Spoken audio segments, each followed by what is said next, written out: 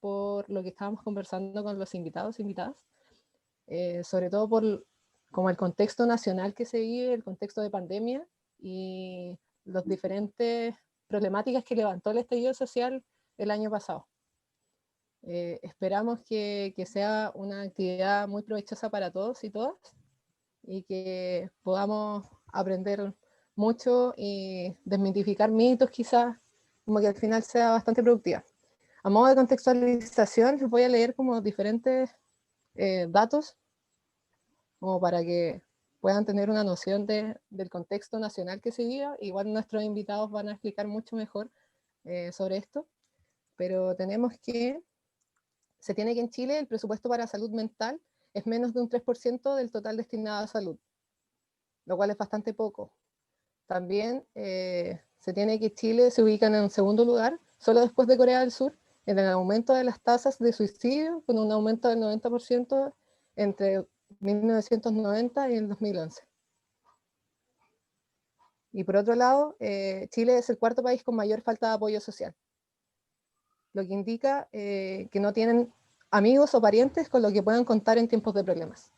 Esto también está la información en el post que subió el Centro de Alumnos durante la mañana, así que por si tienes más dudas pueden recurrir a él para informarse de mayor forma.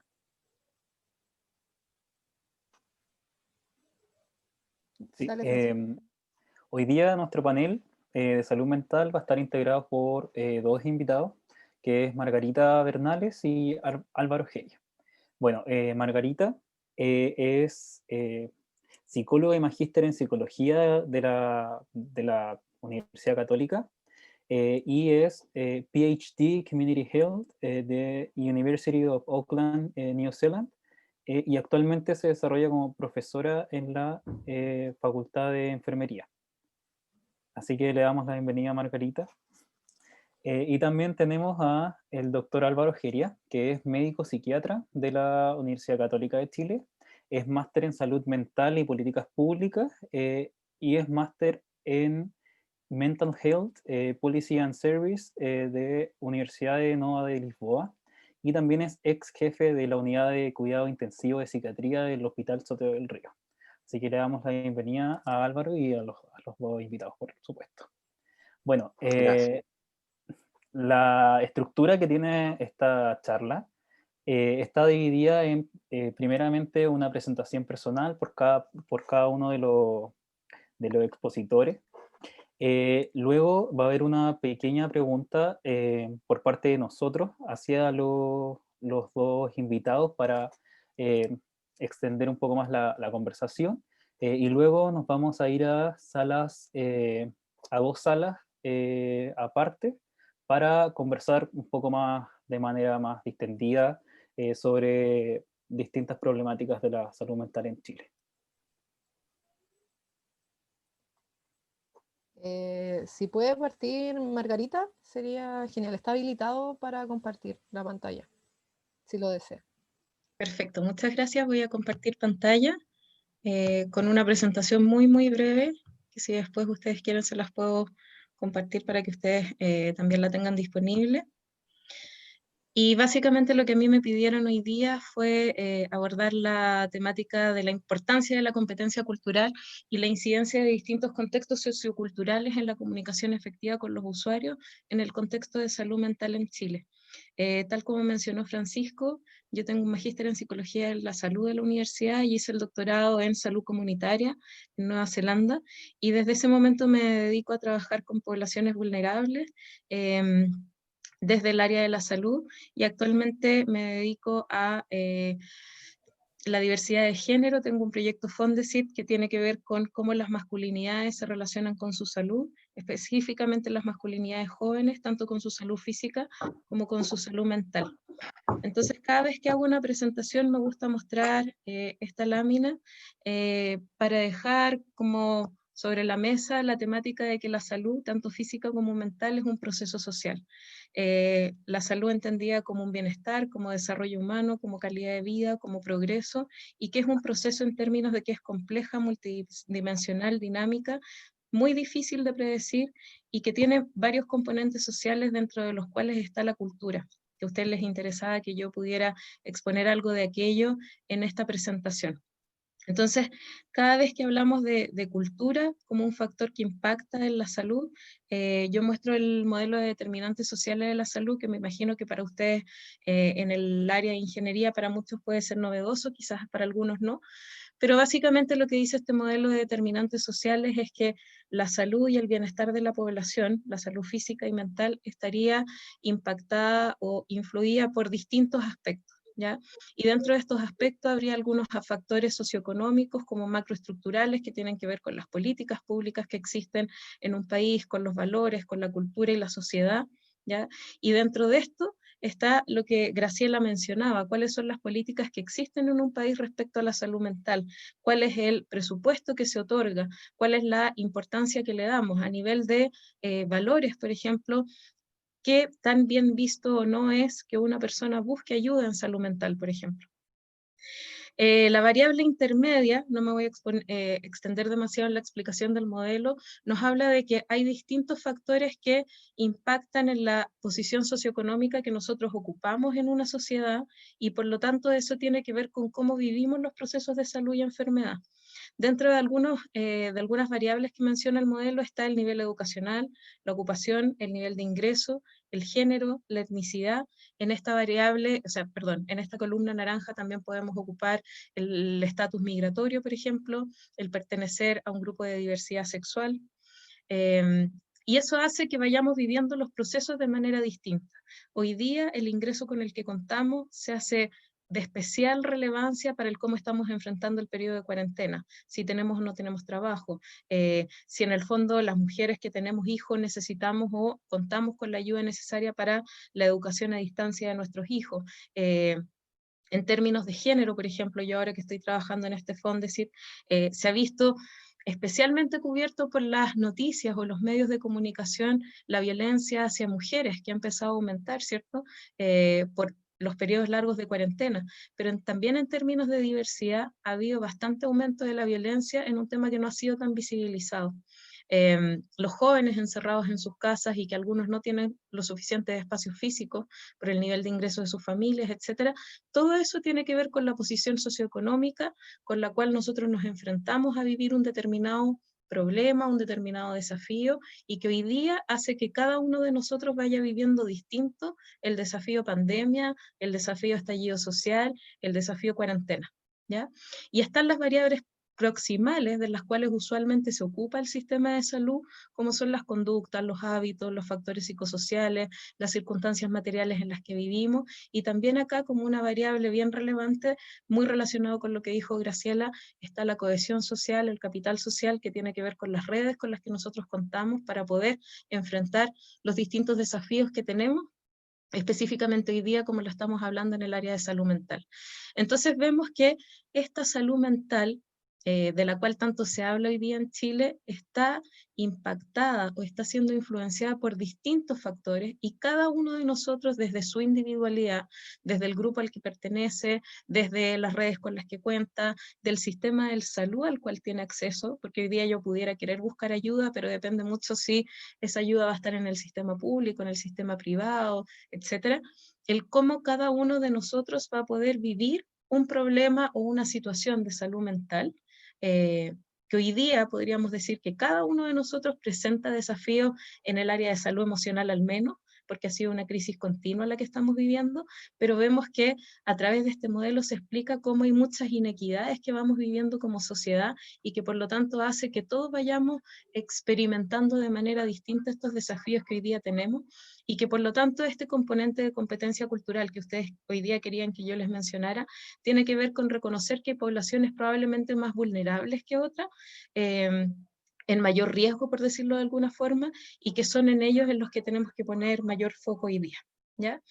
Esa es como la introducción, porque ustedes me pidieron que hablara solo 6 minutos al comienzo, así es que lo voy a dejar hasta aquí. Ahí está mi correo electrónico para quienes les interese profundizar en alguna temática después, y bueno, seguimos después con las preguntas. Gracias. Margarita, muchas gracias, estuvo muy, muy interesante lo que tú comentabas.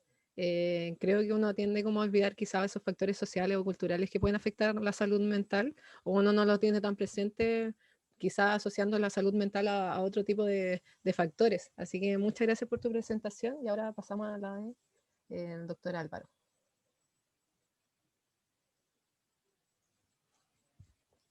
Que espero que esté ahí.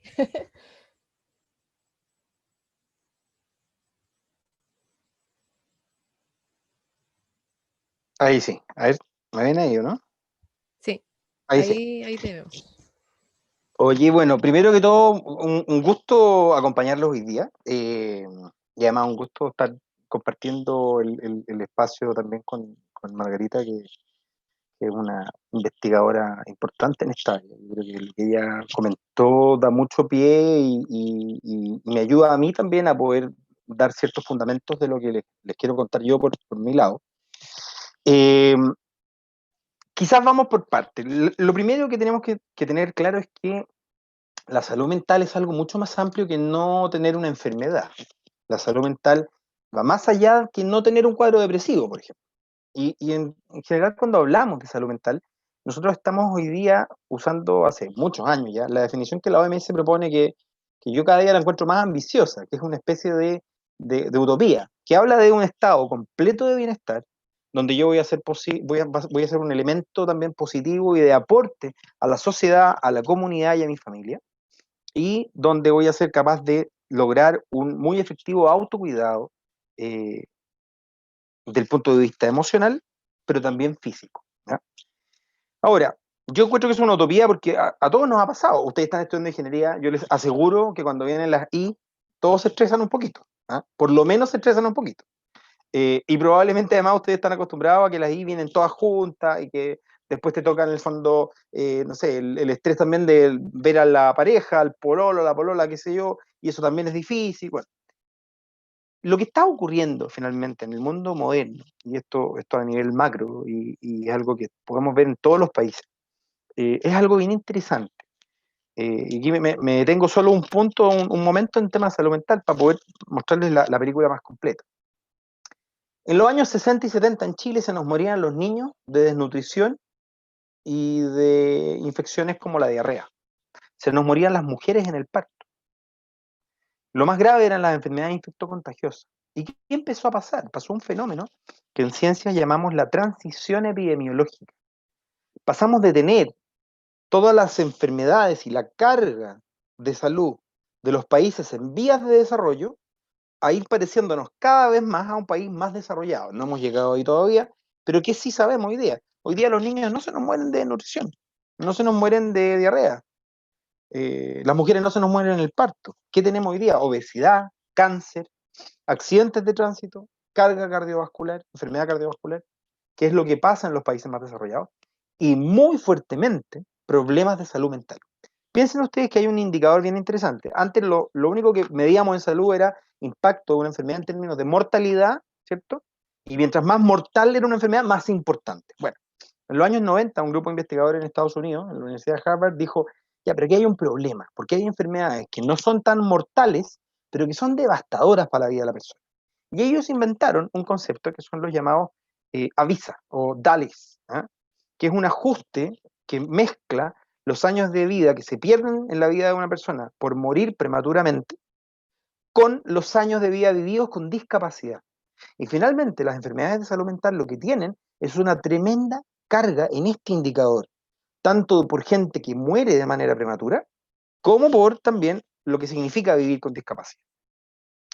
Fíjense ustedes que me encantó el dato, 2.14% del presupuesto en salud es lo que se gasta en salud mental, que ya el presupuesto de salud es bajo, ¿eh? Pero no es solo eso. Cuando vamos a mirar esta carga de enfermedad, medido en estos años perdidos, ¿cierto?, de vida saludable, en Chile, hoy día, las enfermedades neuropsiquiátricas como grupo son responsables de un 25% de esa carga de enfermedad. O sea, chiquillos, 25% de la carga de enfermedad recibe un 2,14% del presupuesto. ¿Tiene lógica? Encuentro que no. Y súmenle a eso ahora lo que se ha llamado la tercera ola de esta pandemia de coronavirus en la que estamos a nivel mundial. La primera ola fue, ¡pum!, la mortalidad y la morbilidad, la enfermedad por culpa del coronavirus. Segunda ola, la enorme cantidad de gente que teniendo enfermedades que requieren un tratamiento, no fueron a control. ¿Y qué está pasando ahora? Estamos recibiendo, por ejemplo, en los hospitales pacientes con cáncer que no fue diagnosticado a tiempo, que quizás no se habrían muerto antes, pero que 6 meses después son cánceres que ya son muy difíciles de tratar. Y vamos a tener una mayor mortalidad por otras causas. Segunda ola. Pero ahí viene la tercera ola. Y la tercera ola es la ola de la salud mental.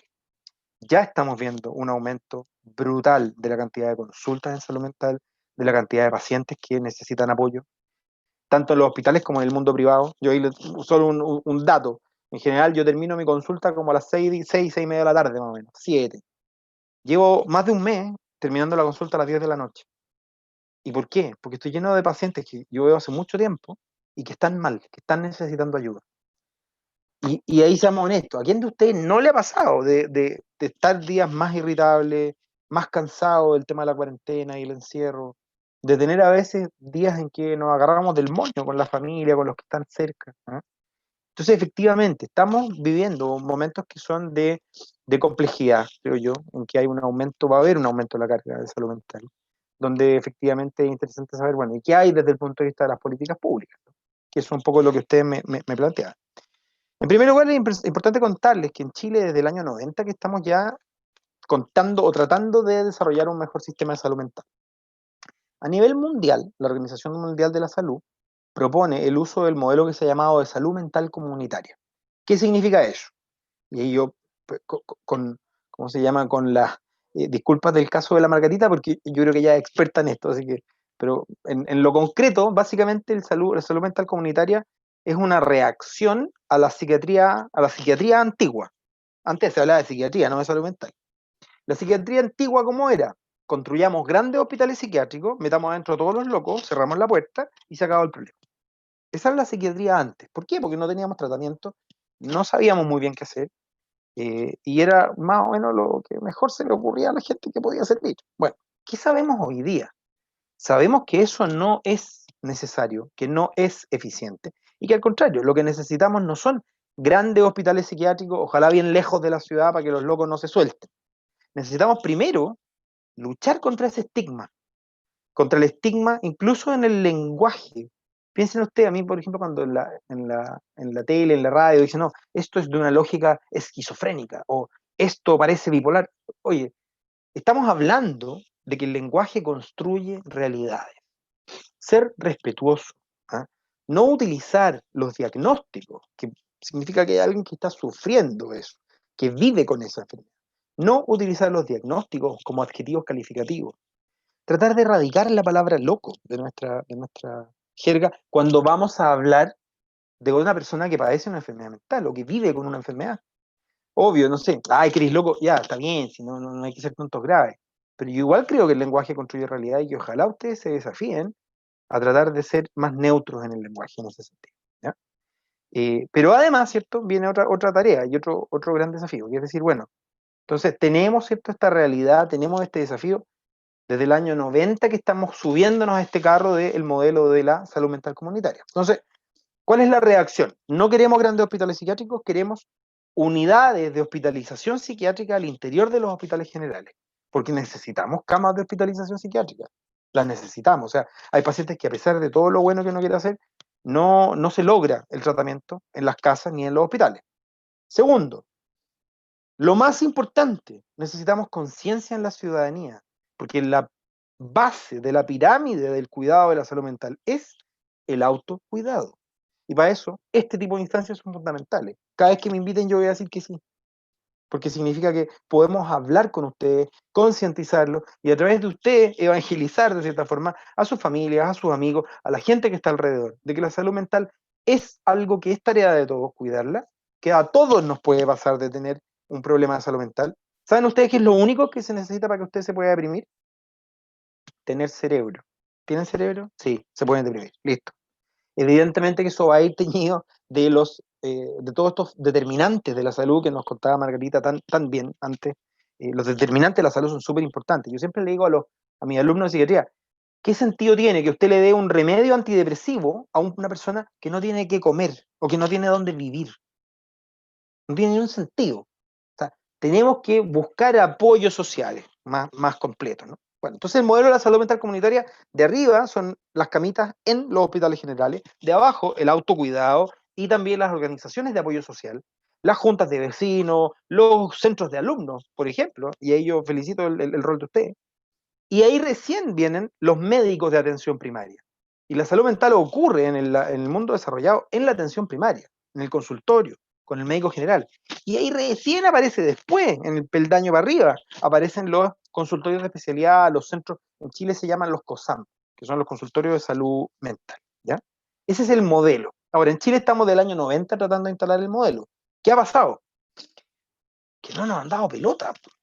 Instalar el modelo no es solo tener buenas voluntades, es tener voluntad política, y los legisladores no nos han ayudado. Piensen ustedes que Chile todavía es de los pocos países que va quedando que no tiene una buena ley de salud mental. Y segunda, que igual de importante, y hay que tener presupuesto. Si yo quiero construir centros comunitarios que sean integrales, que dialoguen con la escuela, con la municipalidad, que estén en el territorio, que la gente entonces los perciba como algo cercano y donde ellos puedan ir a buscar apoyo y atención en salud mental, necesito construirlo, necesito recursos para poder hacerlo. Y eso es parte de lo que estamos atrasados. Entonces, al final del día, políticas públicas sí hay. Yo tengo la suerte ahora de estar trabajando mucho con Perú y con Ecuador por distintos motivos. Estamos años luz de Perú y Ecuador, estamos mucho mejor, pero no estamos como Canadá, no estamos como Estados Unidos en algunas partes, no Estados Unidos completo, ojo, no estamos como Reino Unido. O sea, para allá tenemos que ir, no estamos como Portugal. Yo tuve la suerte de que mi máster lo hice en Portugal y el sistema de salud mental en Portugal es notable. Entonces, ¿tenemos desafíos? Sí. ¿Tenemos tareas pendientes? Sí. Pero yo fíjense que veo que esta pandemia nos está dando una tremenda oportunidad a la familia de la salud mental, porque no hay nadie que no haya pensado en salud mental durante estos meses de reclusión, de cuarentena. O sea, se habla en las mesas, se habla en la tele, salen los diarios. Eso creo yo que ha generado un momento interesante para poder hablar de esto. Así que les agradezco este espacio y dejo la palabra para que efectivamente nos vayamos a las preguntas y al diálogo. Gracias. Muchas gracias a ti, Álvaro. También muy productiva tu intervención. Creo que aportaste, sobre todo en el contexto de cómo se ha llevado la salud mental, y también mencionaste los desafíos que desde tu punto de vista observas en la salud mental, y por lo mismo me gustaría hacerle la pregunta a Margarita respecto a estos desafíos, si concuerda, si es que encuentras que hay otras limitantes, como cómo articulas tú el futuro de Chile en una mejor salud mental. Gracias, Graciela. Bueno, sí, claro, concuerdo en que tenemos hartos desafíos en términos de políticas públicas y de presupuesto. Y también creo que tenemos hartos desafíos en lo personal, como decía Álvaro, el lenguaje construye realidad. Y entre nosotros se está haciendo habitual el hablar de salud mental, lo cual lo hace más visible como tema, siendo que siempre ha estado presente. Pero quizás también hay una mayor permisividad como sociedad en que nos vayamos mostrando más vulnerables en ciertas áreas. Y yo creo que los cambios comienzan en lo cotidiano, entonces el que ustedes estén hablando hoy día de esto hace que estos cambios se vayan gestando. Ahora, a nivel de políticas públicas, también desde mi punto de vista que trabajo en salud comunitaria, claro que es importante el destinar recursos a esta área, pero también es igual de importante el trabajar a nivel de educación en los colegios, de integrar algunos contenidos que tengan que ver con el autocuidado emocional desde la infancia. Creo que es muy importante seguir trabajando en áreas que quizás les van a tocar a ustedes como futuros profesionales, que es la habilitación de áreas verdes en las poblaciones, en las comunidades, de lugares de encuentro, y que tiene que ver con todo lo que va asociado a la prevención y al bienestar, y fomentar este bienestar comunitario. Es decir, no esperar solo a que llegue el problema.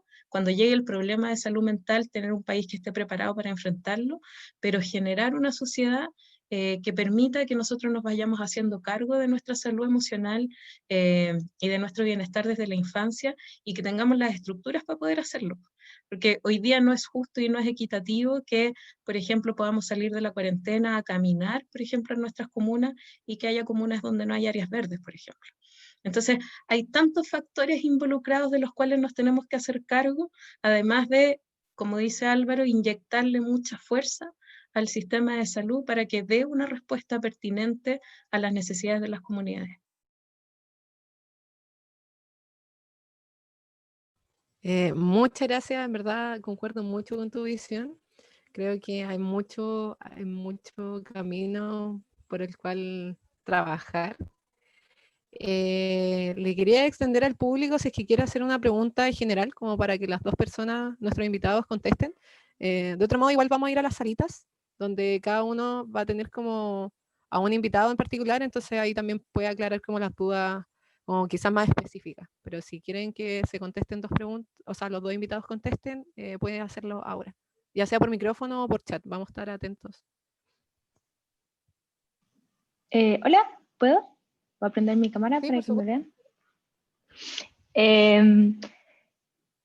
¿Ustedes cómo creen que podríamos, dentro de, como más que la educación básica, porque yo considero que habría que enseñar como desde básica, desde que las niñas son chicos, como lo que es la salud mental, cómo tratarla y cómo en el fondo no tener que llegar a la línea en donde como hay que pasar a un tratamiento, sino que estar en la prevención? Pero muchos de los casos como en donde la salud mental de los estudiantes empeora bastante es cuando entran a la universidad. Entonces, ¿cómo creen ustedes que dentro de la universidad se podría tener como algún tipo de mecanismo o apoyo extra que podría ayudar como a brindar este apoyo necesario o como este tipo de prevención que podría disminuir quizás eso?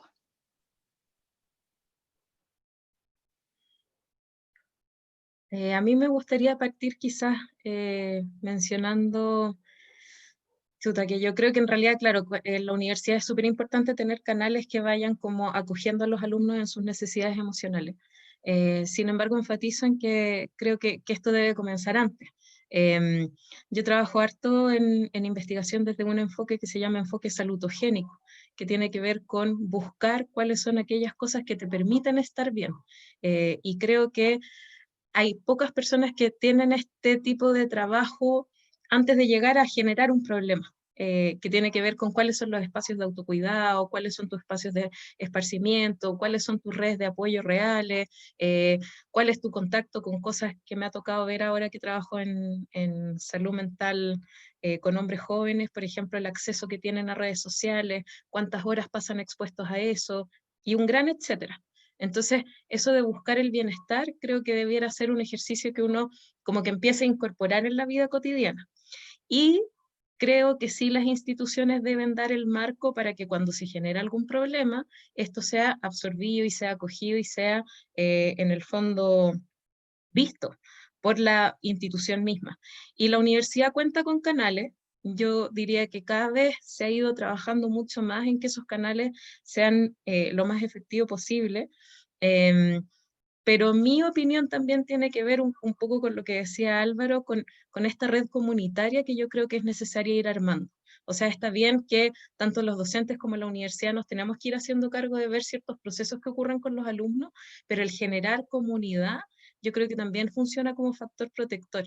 Eh, entonces, esta comunidad universitaria que se va armando va sirviendo como efecto de buffer con esta cohesión social que va a hacer que cada uno de nosotros se vaya dando cuenta de las necesidades emocionales que tiene, pero luego si se da cuenta de que alguna de ellas surge, que alguna necesidad existe, se cuente con una red de apoyo potente, con la que yo pueda, en el fondo, comentar lo que me pasa o buscar la ayuda que necesito.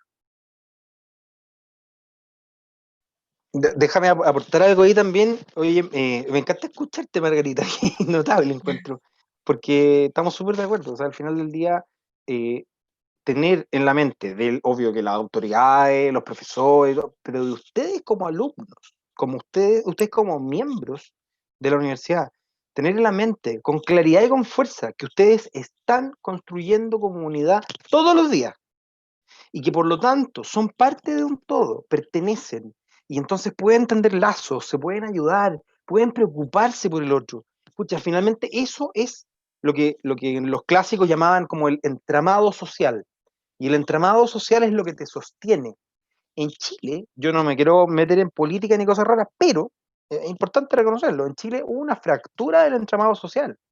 Post golpe de Estado, de ahí para adelante, se descompuso el entramado social y se instaló la desconfianza. Y se instaló entonces una vida muy de puertas para adentro y donde incluso la vida de barrio se perdió. Porque claro, yo desconfío de mi vecino, desconfío del otro. Eso, gracias a Dios, yo tengo que ser honesto, yo nací el año 83, o sea, bueno, ni me acuerdo de ni una cuestión. Y me pasa que a mí nada de eso me hace mucho sentido. Y de hecho, por ejemplo, yo le mostrara fotos de mi pasaje. Nosotros ahora que hemos estado en cuarentena, tuvimos una reunión con los vecinos y nos pusimos de acuerdo en que todos nos íbamos a cuidar. Nadie iba a salir porque tuvimos la suerte de que todos podíamos hacer teletrabajo para que nuestros niños pudieran jugar entre ellos. Y se ha dado una cosa muy rica de comunidad durante esta pandemia. Ahora, tenemos la suerte de vivir en un pasaje, pero yo me imagino esto, por ejemplo, en un departamento. Yo creo que los cabros lo habría tirado por la ventana en algún momento, porque ha sido súper intenso y súper difícil, ¿no? Que ustedes puedan ver el valor nutritivo de esa vida en comunidad es fundamental. Al final la salud mental se construye desde nosotros, desde todos nosotros, como iguales, ¿ah? Y de ahí vienen las intervenciones, y al final de la pirámide estamos los psiquiatras. Si los psiquiatras somos lo menos importante cuando hablamos de salud mental. Lo más importante es la comunidad, y es el que ustedes sean capaces de tender puentes y de desarrollar efectivamente espacios de crecimiento en conjunto, como esto, por ejemplo. Muchas gracias, Álvaro, y muchas gracias, Margarita, y obviamente también Macarena por la pregunta, porque nos hace ver desde otro punto de vista también la salud mental en las distintas esferas que ésta tiene. Bueno, ahora, según el itinerario, nos tocaría irnos a salas, a dos salas principales con cada uno de los, o sea, en una sala Álvaro y en otra sala Margarita. Entonces ahí se va a dividir al azar para hacer una conversación más íntima. Así que nos vemos en las salas. Sí, aprovechen bastante ese tiempo y ojalá que disfruten y aprendan mucho. Unos invitados de primer nivel que nos pueden aportar mucho a entender todo esto.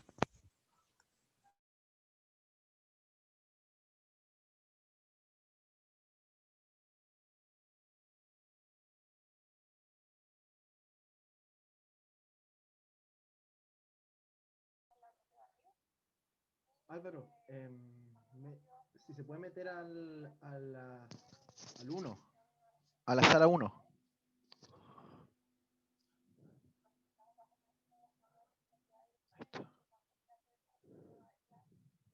Y yo nos como separamos para que tuvieran un moderador entre medio. Hola, espero que esta conversación sea muy fructífera, en serio. Me gustó mucho lo que hablaste, Margarita, y me gustaría que conversáramos respecto al estigma que tiene la salud mental en Chile todavía. Personalmente creo que entre los jóvenes quizá se ha normalizado un poco el tener que ir al psicólogo, el tener que preocuparse como de uno mismo, y lo que encuentro muy positivo, pero quizá en otras esferas y círculos como de participación no se da tanto esto, y nos gustaría, o sea, personalmente me gustaría ahondar el por qué crees que pasa esto, y a las demás personas que están acá también me gustaría saber como qué opinan. Yo les puedo comentar un poco, para abrir la conversación acerca de lo que me ha tocado ver en la investigación en la que estoy trabajando hoy día, que es en masculinidades y salud. Y si hay un estigma asociado a salud mental, hay un estigma muchísimo mayor asociado a salud mental de los hombres. Creo que a las mujeres se nos permite a veces decir que estamos deprimidas, es normal que nosotras lloremos, etcétera, pero los hombres tienen un mandato cultural súper asociado al estoicismo, al soportar, al enfrentar sus problemas. Entonces, de hecho, las cifras nos cuentan en Chile que la depresión masculina es mucho menor a la femenina. Sin embargo, cuando vemos las tasas de suicidio concretado, los hombres se suicidan mucho más que las mujeres. Y habitualmente los hombres no tienen espacio para poder ir y preguntar. Y de hecho, entre los amigos tampoco el área de salud emocional es algo que se comenta. Entonces, creo que incluso entre géneros hay diferencias que hace que algunos vayamos siendo más vulnerables que otros. Otra de las cosas que me ha tocado ver es, por ejemplo, parejas que pertenecen a la diversidad sexual, y como les adelantaba algo antes, es que, claro, las mujeres con todo este movimiento feminista tenemos como una red de apoyo donde podemos denunciar, por ejemplo, si alguna pareja nos está maltratando. Pero entre hombres homosexuales no se da ese espacio. O entre hombres trans no se da ese espacio. En que, por ejemplo, incluso si una mujer violenta a su pareja hombre, tampoco ese hombre tiene un espacio donde ir a pedir ayuda. Entonces, no es que yo crea que unos tengamos más derechos que otros, pero creo que hay, incluso en este estigma, grupos que vamos invisibilizando. Y que hace que en el fondo todos estemos más vulnerables, porque si todos nuestros compañeros hombres, Vicente, que está aquí, que creo que es el único hombre, no lo sé, que él no tenga el mismo derecho a decir, pucha, sabéis que me siento mal, o tengo pena, o lo que sea, igual hace eso que sea súper difícil. No sé qué les parece. Yo lo he visto frecuentemente este año que estoy trabajando con hombres jóvenes. No se habla entre hombres, nos dice Vicente, efectivamente. Yo también soy hombre y confirmo eso, como que estos temas son muy difíciles de hablar. No sé si es como algo, no quiero decir biológico, pero algo como cultural. Pero, por ejemplo, tratar de hablar estos temas con mis propios amigos es como raro. Y varias veces como que, no es como que lo envíe, pero como que, como todos los espacios que el movimiento feminista ha traído como abiertos, como que han traído como tantos frutos buenos, como que me gustaría como que hubieran como los mismos espacios para los hombres. Entonces, muy fácil, por lo menos en mi caso, es muy fácil buscar como esos espacios, ya. Pero eso.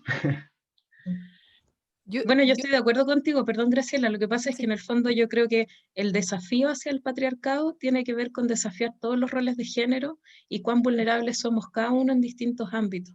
Y ahí yo creo que a los hombres les ha tocado un poco difícil, porque siempre el péndulo, como estuvo tanto rato en un solo lado, se carga hacia otro, y ahí de repente se van invisibilizando ciertas realidades, pero efectivamente yo creo que vamos a avanzar en la equidad de género cuando avancemos todos juntos. Y cuando todos podamos decir lo que necesitamos. Y ahí lo que me pasa, y te dejo al tiro la palabra, Graciela, es que los hombres habitualmente cuando tienen una necesidad emocional, como no piden ayuda, llegan al punto de tener alguna necesidad física en algún momento, como dolores de espalda, dolores de cabeza, y que muchas veces pasa en la gente en la universidad, también en los alumnos, que llegamos a somatizar algunas cosas y cuando el cuerpo nos dice algo, empezamos a pedir ayuda. Y eso se ve un poquito más aceptado en términos de este estigma que tú mencionabas, Graciela.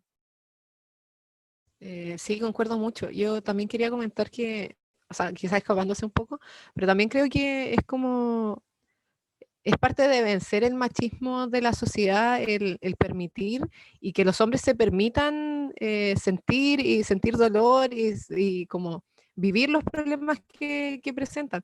Además, también tenía como una pregunta, como en verdad también la pueden contestar las mujeres, pero como si en verdad los hombres no tienden a conversar estas cosas o no la conversan con sus pares. Porque igual puede darse como que tienen una amistad con una mujer y con ella sí se siente la confianza como para expresar sus sentimientos y problemas que pueden tener. Mira, de hecho, los síntomas, si hablamos propiamente de la depresión, igual hay una diferencia de género en la manifestación. Las mujeres tendemos más al decaimiento, al sentirnos como más vulnerables o tristes, pero los hombres tienden más a presentar irritabilidad, que también es un síntoma de la depresión. Entonces, cuando un hombre anda muy enojado, muy exaltado, muy reactivo, también uno debiera estar atento a que se está produciendo un proceso emocional que a lo mejor él mismo no se va a dar cuenta, porque todos como sociedad estamos más habituados a que la depresión está asociada a la pena. Eh, y el enojo nos da rabia. O sea, nosotros como seres humanos sabemos cómo en el fondo lidiar con la pena de un otro y le traemos pañuelitos y un vaso de agua y lo abrazamos, pero cuando un otro anda muy, muy irritable, igual uno quiere salir corriendo. Entonces se manifiesta distinto. Y eso hace que sí, yo lo puedo conversar, pero también a las mujeres nos han socializado para hablar de lo que nos pasa, y a los hombres no. Entonces les va a costar igual, aunque tengan incluso una pareja, una polola. A lo mejor van a andar saltones y no van a saber cómo explicarle que se sienten mal nomás.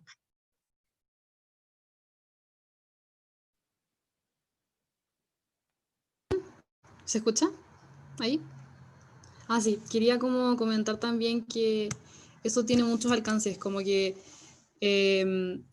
no sé, tengo como hartas amigas, por ejemplo, que sus papás como que no creen en sus como enfermedades mentales o como, a pesar de que hayan estado como con psiquiatra, con psicólogo y con todo, como que muchas veces también está como ese estigma y como que los alcances no son solamente como hacia los propios hombres, como muchas veces en el no sentirse triste, en todas esas cosas, sino también en cómo lo llevan a la vida y cómo se enfrentan ante personas, por ejemplo, que están a su alrededor como con alguna enfermedad, no sé, y eso también es muy, muy importante, como que no solamente te daña a ti, sino que también daña como a tu alrededor, a tu familia, etcétera.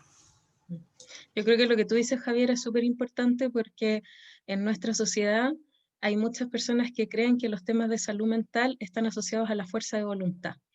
Entonces, que si tú tienes depresión o si tú algún día te sientes como decaído y no sientes ganas de levantarte, es como que estuviera en tu voluntad o ponerle como más ganas y lo puedes hacer.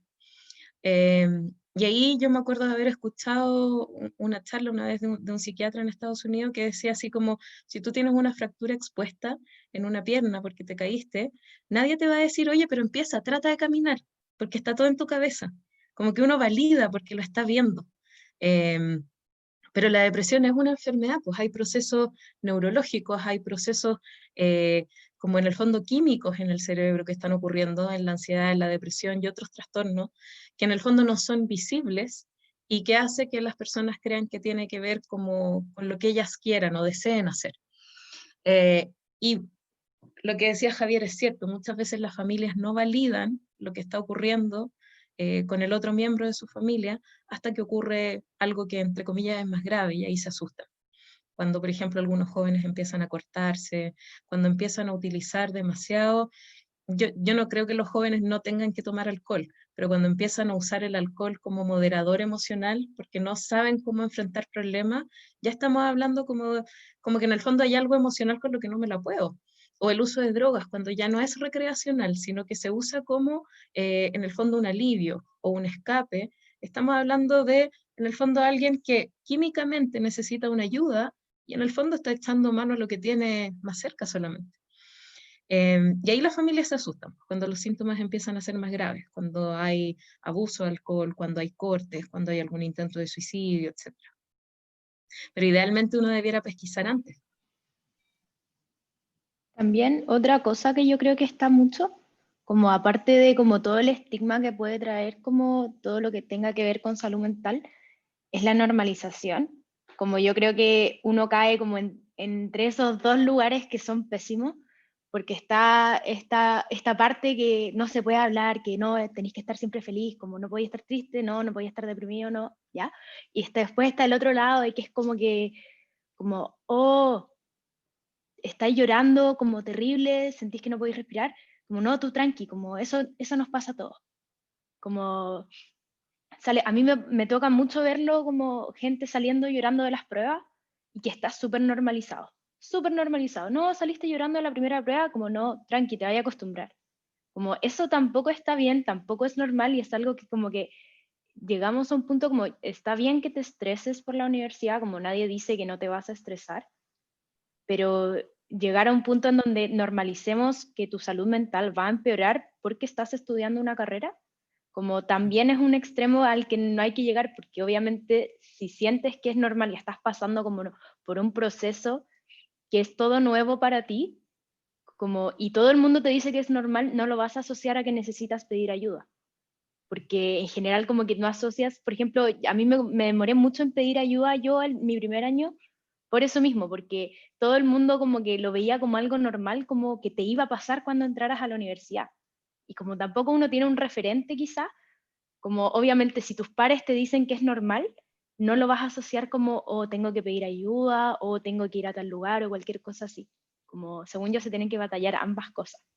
Maca, yo quería comentar algo que también pasa, o sea, respecto a como la historia que estáis contando tú, como que también pasa que uno, por temas de que uno tiene que seguir rindiendo, como que la universidad no se detiene si uno tiene un problema, como yo creo que el dejarse estar pasa mucho porque uno no sabe el tiempo y siento que también va relacionado como lo que decías tú, Margarita, en el sentido de que Cuando si uno se rompe una pierna, no va a decir, ya, tengo que terminar mi tarea y después voy a ir al hospital a que me repare la pierna. Entonces yo creo que también ese tema de la visualización de cómo se materializa las enfermedades como mentales es diferente, y como que la gente, me incluye en realidad, como la sociedad, mejor dicho, aún no sabe cómo afrontar o cómo decir, ya, esto es normal, como dónde está la línea del permitirse sentirse mal, porque creo que es parte de como el proceso y de cómo uno se desarrolla, pero no debería ser nunca una constante o algo que afecte a tus otras actividades. Entonces, como que es bastante complicado trabajar y es menos medible quizás para la sociedad, de cuál es lo normal o lo permitido o como lo lógico quizás. Yo creo que Graciela eso se va construyendo, ¿ah? Pero una cosa que pasa muy asociada a lo que decía Macarena es como algo que en psicología se llama la tiranía del positivismo, en que uno tiene que estar como todo bien todo el rato, y yo en la cuarentena lo he visto mucho, sobre todo en redes sociales, en que la gente empieza ya y me puse a tejer, me puse a hacer manualidades, me puse a escribir un libro, me puse a hacer ejercicio, a cocinar, y pareciera que todos debiéramos haber estado como produciendo muchas cosas. Y algunos de nosotros no nos hemos sentido tan bien, entonces pareciera como que hemos fracasado en esto de llevar una cuarentena productiva.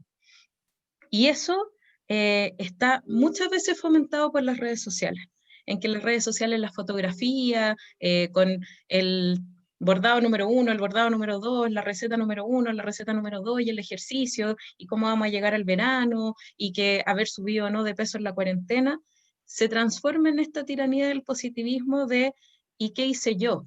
En todo esto en que aparentemente el mundo lo está llevando súper bien y yo soy el súper raro que algo le está pasando. Y ahí uno se empieza a cuestionar, porque se empieza a sentir súper outsider, de por qué me está pasando esto a mí si pareciera que la gente lo está llevando bien y distinto.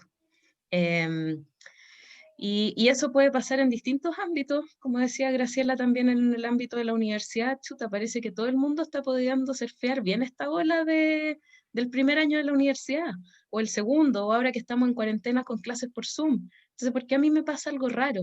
Y me empiezo a sentir distinto, pues me empiezo a sentir excluido. Y eso hace que me excluya de los grupos y me excluya de la comunidad, que finalmente es como lo que hablábamos recién con Álvaro, es el factor protector, pues. Y como me empiezo a aislar, empiezo a hacer más cosas sin querer que en términos emocionales me hacen mal, porque dejo de pertenecer a los grupos. Y también, junto con lo que decía Graciela, yo encuentro que es súper importante como la visualización de los problemas, tanto entre pares, como en esta como docentes y estudiantes, porque ponte tú, para mí, desde mi punto de vista personal, que una persona tenga una pierna rota y que una persona tenga depresión es un justificante en ambos casos válido para no poder dar una prueba. Pero dentro de la universidad no es así. Dentro de la universidad, romperse una pierna tiene en algún tipo de jerarquía o escala más importancia, en la cual yo sí te voy a justificar esta inexistencia, pero tu salud mental en ningún caso justifica, porque entiendo como que quizás, como hay casos como es distinto decir como tengo pena, no puedo dar la prueba, a decir, por ejemplo, como me dio una crisis de pánico durante la prueba y yo no pude terminarla. Como no pude terminarla porque me dio una crisis de pánico, no estoy solo llorando. Y eso tampoco, como mientras eso tampoco se como meta dentro de la sociedad de que es algo que igual invalida en cierto sentido, como tampoco podríamos progresar en ese sentido, porque tanto pares como lo que podrías decir que es la autoridad frente a esto, tiene que tener una reacción más como normal respecto al tema, no solo como apanicarse de que alguien está llorando y esperar a que deje de llorar y pueda continuar. Ahora, yo creo que en la universidad igual hay hartos contextos pasando al mismo tiempo, ¿eh? Yo he detenido pruebas completas porque hay alumnos alterados, porque me da lo mismo la nota finalmente. Yo creo que el bienestar de los alumnos es más importante que cualquier cosa. Y yo creo que hay profesores que en el fondo tienen o tenemos una visión distinta. Javiera, O sea, sí, perdón, te interrumpí. es a juzgar como a los los profes en sí, es que siento que como que quizás deberíamos tener a todo el mundo quizás un poco en la misma línea. Como A mí alineados, me han sí. tocado como profes que son del 1 al 10, un 11, como que no diría que como que todos los profes no les interesa, pero está esta como libertad de cátedra, entre comillas, de como que depende totalmente del profe, porque hay pruebas de repente que tú das y tu profe ni siquiera pasa por la sala. Mm. Como depende total, por lo menos en ingeniería me pasa mucho, como son 11 secciones, es mucha gente, muchas salas, como es difícil de repente que pase un profe o que pase por más de un minuto. No, yo por eso te digo que hay contextos distintos. Yo creo que hay carreras también en que se hace más difícil por la cantidad de alumnos, pero en general como institución nosotros los profesores recibimos constantemente estímulos de estén pendientes de los alumnos, vean si algo pasa, salud estudiantil. Claro, y finalmente es profesor dependiente como cuánto uno sigue o no los lineamientos. Javi, tú querías preguntar algo. Solo puedo hacer una acotación que encuentro como que pasa mucho que uno se sorprende cuando los profesores se preocupan por los estudiantes a ese nivel. Y es triste que nos sorprenda, como que debería quizás ser el piso mínimo de la docencia y en realidad del comportamiento de las personas en una sociedad, el preocuparse por el otro, más allá de si es tu estudiante, es tu jefe, tu compañero de trabajo, compañero de la universidad, del colegio. Entonces yo creo que eso es triste ya, no sé, en el 2020 estarse preguntando, o sea, sorprendiéndose por esas situaciones, que más que casos particulares debería ser un común. Eso solamente quería comentar. Dale, Javi. Que justamente Macarena comentó sobre las crisis de pánico y fue como, hoy sí, eso encuentro que es súper complejo. A mí me han dado un par de veces crisis de pánico y siempre estoy como constantemente con el miedo de que me dé una en el metro, en la micro, en una prueba una vez, como que, y siento que el estigma también aplica mucho ahí, como sentir que no tengo gente con la que contar o no sé, por ejemplo, tengo hartos amigos que sí son como súper de hablar de la salud mental, pero también tengo otros que son como un poco como con ese estigma. Y obvio que también me da miedo como, uy, y si algún día me toca justamente con este alumno, o sea, con este amigo mío que, no sé, quizá no es tan como abierto con eso. No sé, siento que ahí también cabe como, siento que ese es como el problema, como en la medida en la que las cosas psiquiátricas te empiezan a afectar físicamente, es como lo mismo que decía Margarita delante del tema de que la espalda, no sé qué, que me duele todo, etcétera. Es como súper complejo también como demostrar que eso realmente está pasando. Como yo de verdad siento onda que mi corazón se acelera y me voy a morir, onda me voy a ahogar. Como por favor entiéndeme, no sé. Como que ahí también hay un gran desafío, pero por lo menos con la juventud y como que en ingeniería por lo menos siento que cada vez está como más visibilizado. Y quizá lo que se me ocurre como comentario a lo que tú mencionas, Javier, es que a mí me ha tocado harto trabajar, hice un postdoctorado también con gente de ingeniería en el área de desastres naturales en un centro que se llama Sigiden. Y ahí nosotros hacíamos capacitación en primera ayuda psicológica a bomberos, carabineros, etcétera, y que es una herramienta que yo creo que debiera tener cualquier persona. Entonces quizás más adelante podríamos organizar algo de primera ayuda psicológica para que ustedes lo tuvieran como herramientas todos, para que puedan reaccionar no solo a algo que les pase a ustedes mismos, sino a algo que le pase también a algún compañero o a alguien como en la misma universidad, porque a veces uno ni siquiera conoce a alguien que va como descompuesto en el metro y no sabe qué hacer. O por ejemplo, también me ha pasado que yo les pregunto a mis alumnos, ¿tú sabes qué hacer o qué decir cuando vas a un funeral y ves que una persona está descompuesta emocionalmente y uno no sabe qué decir, pues? Entonces, quizás estas herramientas de primera ayuda psicológica, que son simples, porque las tienen que manejar bomberos, carabineros y toda la gente como que trabaja en atención a público, podrían manejarlas también ustedes. Yo creo que es una tremenda oportunidad como para aprender, como más allá de lo simples o fáciles que sean. Yo creo que eso es como el valor del mismo taller que realizan, como que no necesite estudio, no necesite como una comprensión mucho más profunda. De hecho, son como los primeros auxilios, así como saber darle respiración a alguien, pues. Ya, genial. Yo creo que podemos mantener el contacto y tratar de organizar algo así. Yo creo que es Yo soy de la bastante... Comisión de Salud y Bienestar. Muy...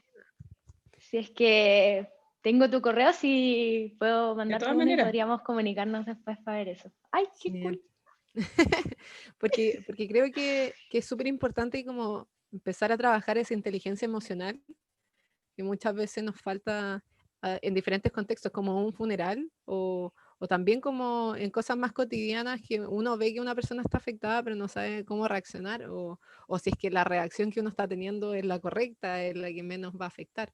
Y creo que esas cosas, si bien cada persona es un caso particular y cada persona responde y reacciona diferente al, como a los bueno, reacciona diferente, se me olvidó la palabra.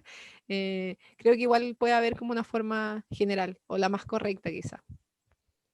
Eh, no sé si alguien más tiene alguna pregunta o quiere ahondar en algo, como, o si no, para ir volviendo a la otra sala general y realizar como un cierre y agradecimiento y todo lo demás. y Yo vamos, solo vamos. quiero decir que te llegará un correo prontamente.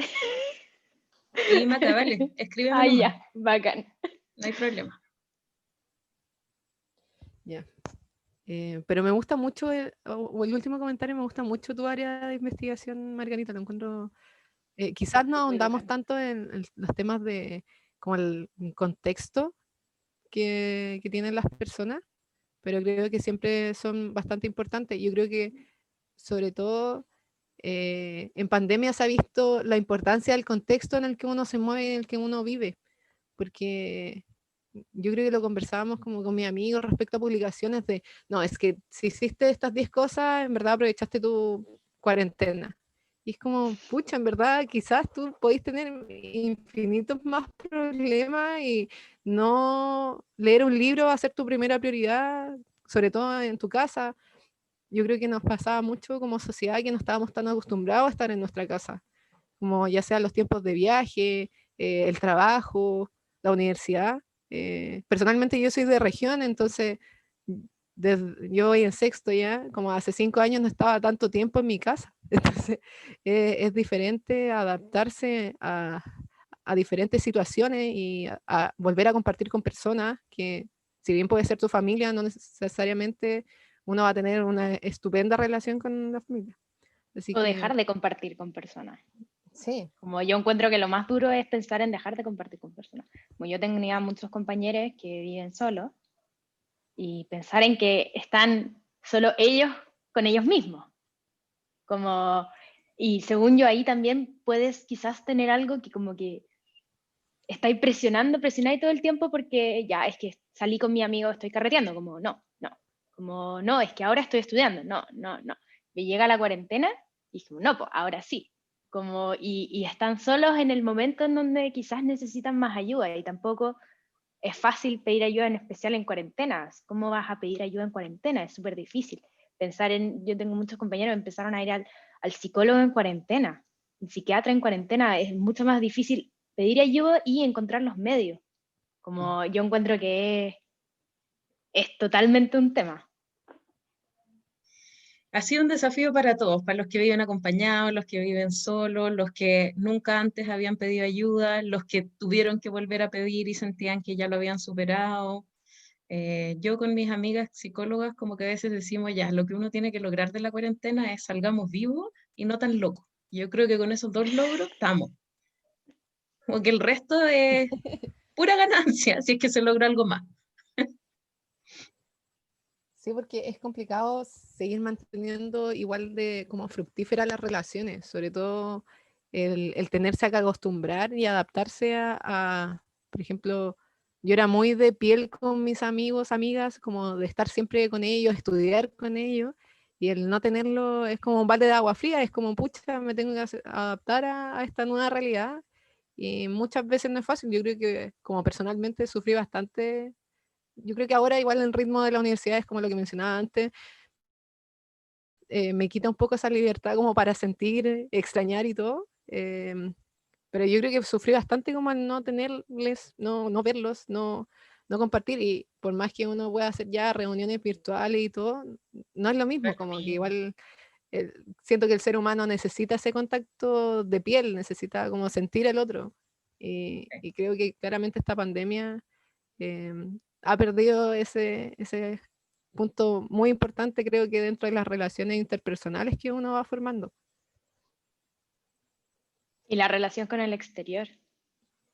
Sí. Como una cuarentena de 3 meses en una comuna que estuvo en cuarentena más de la mayoría, y no sé, una persona que vive con alguien de riesgo, la fobia quizás que puede generarle a estar afuera, a estar con personas, como imagínate si me contagio, no puedo andar en metro, no puedo salir, como, y ya se van a meter en como problemas mucho más profundos, y no puedes llegar y acercarte y decirle como, no, te voy a ayudar, porque quizás te tiene miedo, quizás no, como... No, y las estrategias comunicacionales del gobierno tampoco ayudan, porque como que separan en la gente que se porta bien y la gente que se porta mal. Entonces, cuando la gente se porta mal, le pasan cosas malas.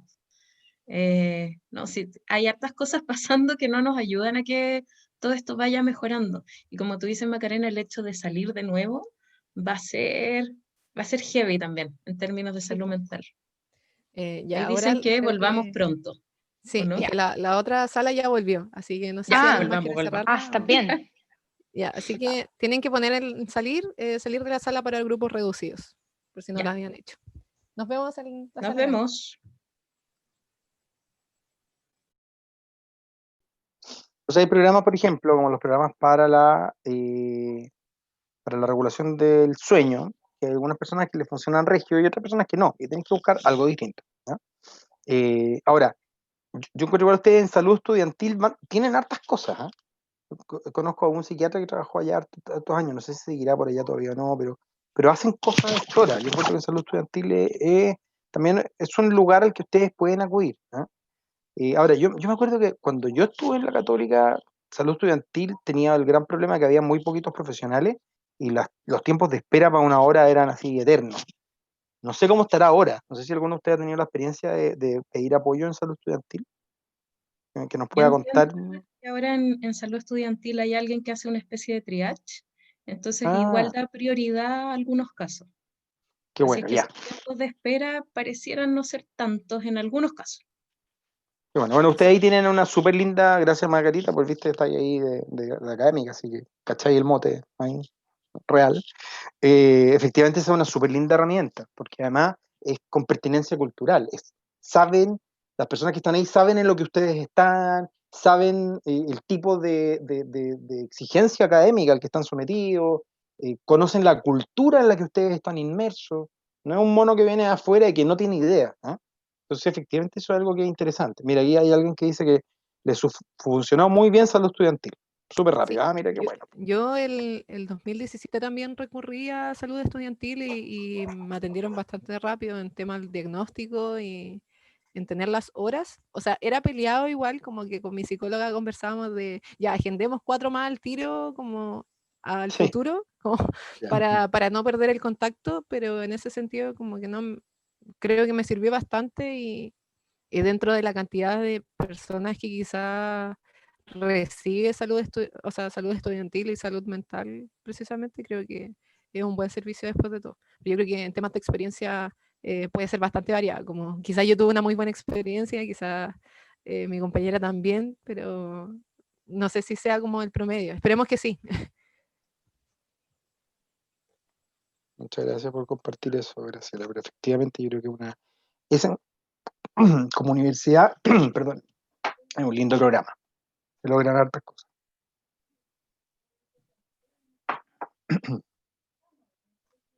Esperamos que en verdad haya sido muy fructífera y lo hayan aprendido bastante, hayan aclarado la mayoría de las dudas que se les pudieron haber presentado como en esta actividad.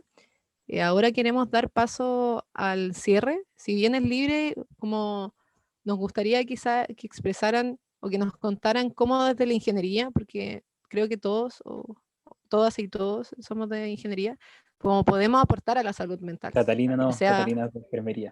ya, genial. Qué bueno tener diversidad de carreras. Pero cómo desde la carrera universitarias como más alejadas de la salud se puede aportar ya sea de forma institucional o también desde la participación de la sociedad. como lo que ustedes mencionaban, sobre todo al principio. Eso, pero es bastante libre y pueden comentar y hacer cualquier hincapié en lo que consideren necesario con que nos quedemos. Para mí la clave, como les decía antes, es involucrarse, siempre. Involucrarse en la comunidad, involucrarse a qué le está pasando a mi compañero, lo que hablábamos como en la sesión más chica, ¿cierto? Involucrarse en que si alguien sale llorando de la sala, yo también puedo hacer algo. Involucrarse también en que si hay alguien descompuesto en el metro, también como que me toca ser parte de la sociedad. Lo que decía Álvaro, como estar en contacto con lo comunitario y cuando ustedes sean futuros profesionales del área que sea, involucrarse en los procesos de la comunidad, desde el lugar que les toque estar, desde el lugar ya sea aportando en el área de la salud como nos toca a nosotros, pero también aportando como en el diseño de áreas verdes, como les decía antes, en el diseño de viviendas sociales que no tengan los problemas que han tenido hoy día para poder vivir las cuarentenas. Entonces, hay tantos procesos sociales en los que uno tiene que estar inmerso para poder hacer un trabajo desde lo profesional y desde lo ético, y que tiene que ver con visibilizar al otro. Yo diría que esa es la clave, no dejar de vernos, porque cuando dejamos de vernos y automatizamos procesos, ahí nos ponemos todos en riesgo. Eso yo diría como gran resumen. Muchas Oye, gracias yo- por tus palabras. Disculpa, Álvaro. no, por favor, al contrario. Yo me sumo ahí un poco a lo que decía la Margarita. Fíjate que yo pensé mucho estudiar ingeniería. De hecho, me ofrecieron irme a ingeniería industrial en la Católica de Valparaíso. Pues yo soy de Viña. Y una de las cosas que me pasaba era que yo tenía la fantasía de querer ayudar al otro y como un rol más social. Ahora que soy viejo, les puedo decir, ustedes en ingeniería pueden hacer tanto por ayudar al otro, por tener un rol social. Por ejemplo, si ustedes tienen el día de mañana la posibilidad de tener gente a cargo de ustedes, de tener un trato humano, ¿ah? De preocuparse del desarrollo vital integral de esas personas, del respeto, ¿ah? Ojo, el trabajo también es una comunidad, uno también construye comunidad al interior del trabajo. Yo lo decía en la sala, cada dólar que se invierte en salud mental, para las empresas reporta un retorno brutal. Hay estudios que dicen 5, 10, 60 dólares, da lo mismo. Pero tratar de tener visible el tema de la salud mental y el tema de la humanidad del otro. ¿Ah? Finalmente, hay muchos de ustedes aquí que van a ser el día de mañana, qué sé yo, gerentes de empresa o van a tomar decisiones y ustedes pueden influir positivamente en la vida de muchas personas. Entonces, al final del día, ahí se encierra también, creo yo, una tremenda ventaja, un tremendo espacio para esta conversación, que es efectivamente el que ustedes tengan conciencia de que la salud mental la construimos entre todos, que lo que hay que hacer no son cosas tan complejas, se trata de cuidarnos entre todos, de buscar un desarrollo sustentable y armónico y respetuoso también del otro, y donde al final, cuando ustedes estén en posiciones de liderazgo, de tomas de decisiones, etcétera, van a tener mucho que decir y mucho que hacer. Construir comunidad al final ocurre en todos los espacios. Ocurre en la familia, ocurre en el barrio, ocurre en la universidad, pero también ocurre en el trabajo. Y eso es algo que si ustedes lo tienen en mente, van a poder realmente ser factores y agentes del cambio. Así que ojalá se acuerden de esta charla y lo que necesiten cuentan con nosotros para lo que sea más adelante. Muchas gracias. Muchas gracias por tus palabras, Álvaro, porque es súper importante lo que menciona. Bueno, ya estamos llegando al final de nuestra actividad. Está un poquito pasadito la hora, pero todo dentro de lo normal, porque la actividad encuentro que salió muy bien. Aprendimos bastante, yo creo, sobre todo yo, pues en lo personal, por lo menos. Darle las gracias, obviamente, a los invitados, al doctor Álvaro Geria y a Margarita Bernales. Muchas gracias por su participación y también a todos los participantes que estuvieron aquí. Hubieron preguntas muy buenas que salieron del público. Y recordarles también de que la cuenta de la Comisión de Salud y Bienestar del CAI, @CAIPUC Bienestar, ha subido y sigue subiendo distintas publicaciones relacionadas con salud mental y salud física también dentro de la pandemia. Y también Salud Estudiantil UC, @Salud Estudiantil UC, que tiene consejerías de ansiedad y estrés y sueño, atención psicológica, consejerías de salud en general, y también consejerías de salud sexual. Así que si es que llegaran a tener cualquier inquietud, nos pueden hacer llegar a nosotros y nosotros también les podemos dar los contactos o directamente con los ya relacionados. Así que reitero, muchas gracias a los invitados y a todos los participantes. Fue una muy bonita sesión, creo yo. Sí, Muchas yo creo que gracias. Francisco lo dijo todo, pero muchas gracias. Yo quedé muy contenta con lo que se conversó. Creo que siempre es bueno conversar sobre estos temas y quizás sacar el estigma, como conversábamos en la sala, respecto a la salud mental y entender la importancia de nosotros como actores dentro de una buena salud mental como sociedad. Así que muchas gracias y mañana, recordando, mañana tenemos una charla, o más bien el testimonio de una persona que pasó su vida en el Sename, que fue parte del Sename, a la hora de almuerzo, por si quieren como pasar a escuchar y informarse respecto a esta realidad. Así que eso. Sí, y que también sigan la semana de la responsabilidad. Así que muchas gracias de nuevo.